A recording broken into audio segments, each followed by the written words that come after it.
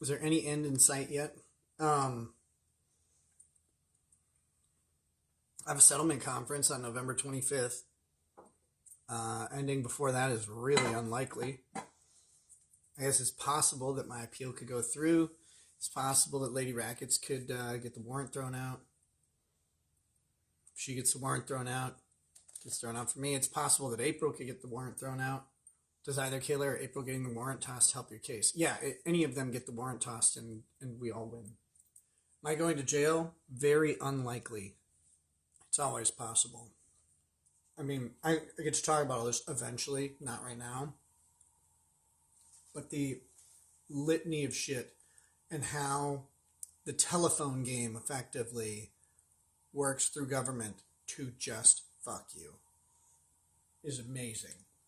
It's amazing because, on the criminal side, you have some protections.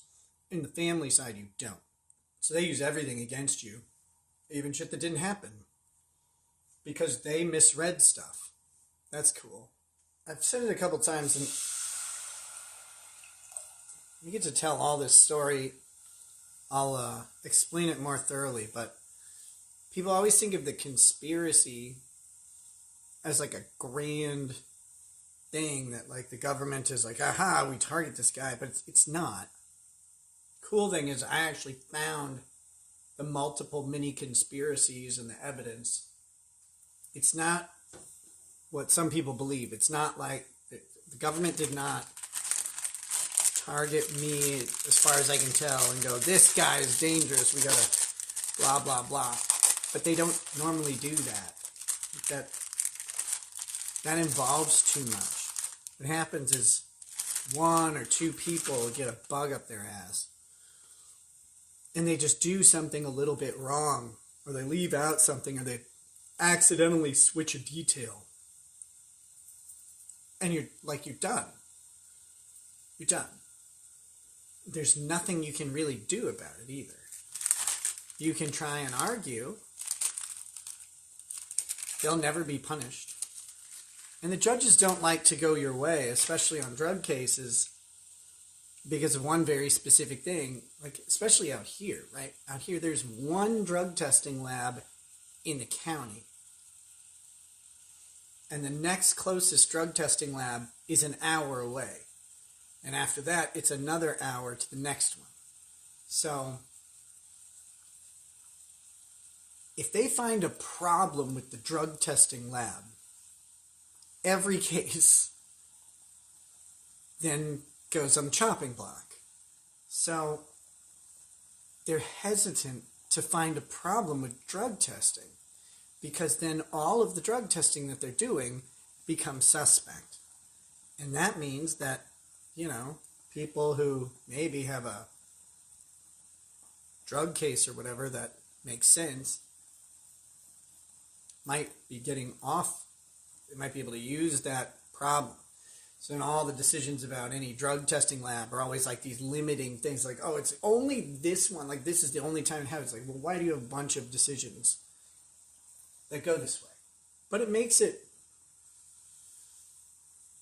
kind of difficult to fight and defend when you know the judge isn't going to go, he's not going to rule for you against the drug lab.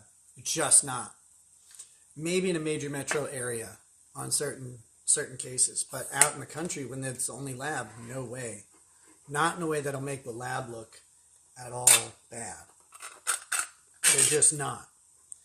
They have no reason to believe you because they think you're a drug user. It doesn't really matter. That's what jury trials end up for, but the reality is a lot of the stuff in family cases especially should have been dealt with by judges as a matter of law, and they don't. And there's no jury. There's no jury in the family case. The judge has no interest in bucking the system. I can't wait to tell you about my case, though. I mean, win or lose, it doesn't matter. The stuff that's happened is stuff that should really trouble people about the system. And I have all the evidence to back it up. Like, it's not making it up. I've got recordings. I've got the documents. I've got all this stuff. not to talk too much about it, but I mean, one thing people make fun of is that the government says that they gave me my video and that I downloaded it on July, whatever. They didn't present evidence that they did that. The judge just accepted that they did that, but they never did.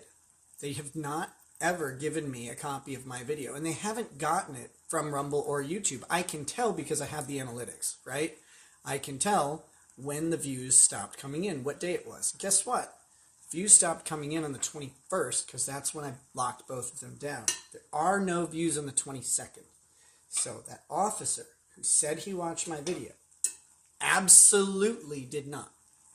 He didn't. He has lied. But the state said, well, we gave Nick his video. And the judge said, oh, okay. And that's the reality of court. They didn't have to prove it. In fact, the judge came after us for not filing something to prove them out. The thing that my lawyer didn't file is actually great. That thing is, it's Supplemental Report 8, okay? Supplemental Report 8 includes 4 videos that the state sent me, actually Detective Pomplun, 4 videos that he says that he used to make the warrant request, right?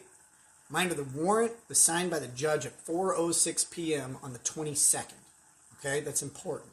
4 videos provided to me by the detective that the detective claims he reviewed to make the warrant request were all created after the warrant was approved by the judge. The lawyer tried to explain that to the judge, and he's just like, no, the state says it did this. But the state never provided any evidence that they gave it to me. They just said it. It's amazing.